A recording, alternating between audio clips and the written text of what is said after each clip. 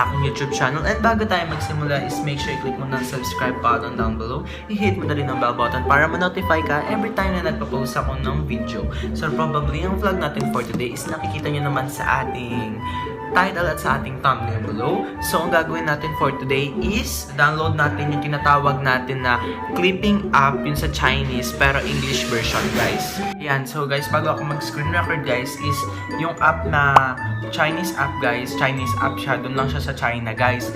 And meron nang linagay ngayon sa Google Play Store, guys, na pang international, guys. So, na English version din siya, guys. So, ngayon, bago tayo magsimula, screen record ko lang. So, hindi nyo na kailangan dito sa mga iPhone user, hindi nyo na kailangan dito mag-change ng lugar para ma-download lang yon. And sa Android user naman, guys, is hindi nyo na kailangan magkaroon ng trust issues na may virus, ganyan, madedetect, ganyan daw.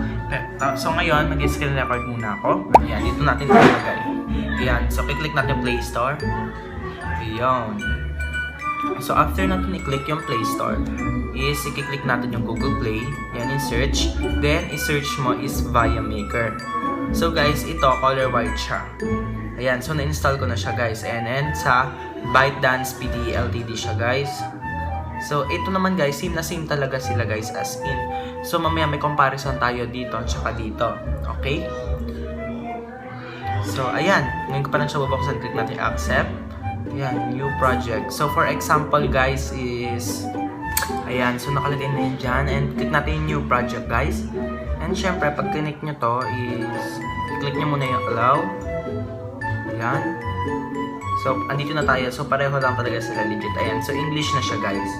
Kaso, ang tawag nga lang dito sa English is Viamaker. Pero kapag naman sa Chinese app is tawag siyang clipping, guys. So, papakita ko sa inyo kapag mag-edit. So, click ko tong video. Wait. Ayan. Add to project. Tapos, andito na tayo sa app, guys. So, hintayin lang natin siyang konti. Ayan. May audio na rin siya.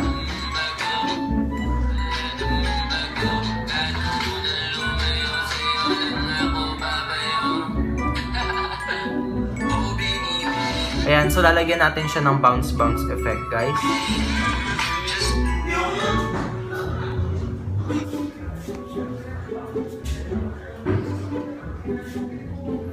Ayan, so lalagyan ko siyang bounce effect banda dito. Although may napansin, wala naman talaga siyang pagkakaiba. May napansin na konting-konti lang dun sa mga effects dito sa animation, guys. Parang may kulang lang na dalawa or isa.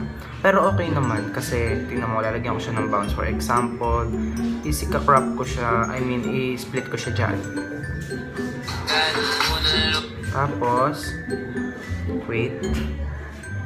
Tapos, split ko muna lahat, guys.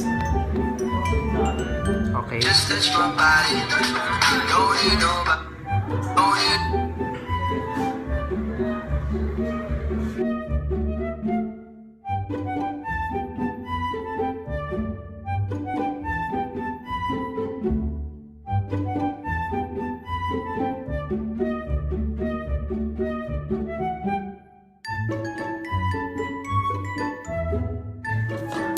Ayan, so actually na-split ko na siya and lalagyan na natin siya ng tinatawag nating animation, guys. Kasi animation na yung tawag sa kanya dito. Click natin. Ayan, lalagyan na natin siya ng mga bounce effect.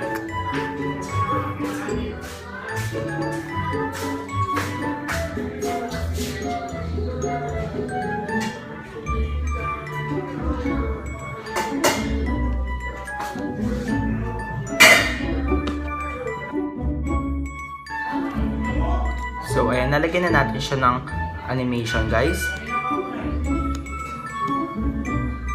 So, ayan, nababasa nyo na kung may pangalan na siya, diba?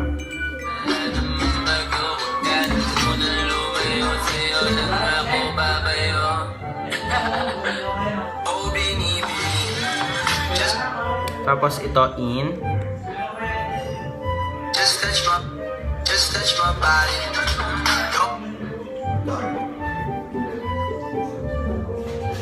And so, lagyan nyo lang siya lahat. And babalik ako, guys, kapag tapos ko na siya, guys, nalagyan. Ipapakita ko sa inyo yung kalalabasan nun. So, ayan, guys, actually, tapos ko na siyang malagyan ng mga animation, guys. And papakita ko sa inyo kung ano yung kinalabasan niya. So, ito yun.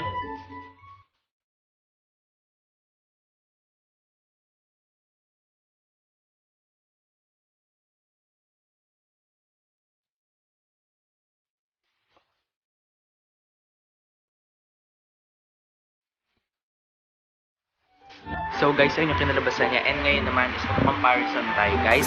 So unang-unang napansin ko dito guys. Although kapansin-pansin naman talaga, di ba? Yan. So dito sa Chinese app is color black siya guys. And dito naman sa English app na to guys, dito sa Via Maker is color white siya guys. And normal lang siya, parang ganun lang. Tapos kapag in-open natin to, ayan. So ang unang-una natin makikita dyan is pareho silang may new project. Dyan, ayan, may new project sila pareho. And syempre guys is may pinakaiba din dyan sa front page. And actually may pinakaiba pero konti lang naman guys. Kasi dito sa Chinese app, you can create an account guys. Pwede mo ilagay doon yung TikTok mo guys. And dito naman sa Via Maker guys is hindi mo pwedeng ilagay yung TikTok mo guys. Actually para lang siyang editor talaga guys. Pero dito sa Chinese app is pwede mo siyang ilagay yung TikTok mo guys. And pwede ka rin manood ng mga videos guys. And kapag clinic mo naman ito guys, ayan. So pinakaiba lang talaga nila is dito sa Chinese app is ano siya guys, tawag dito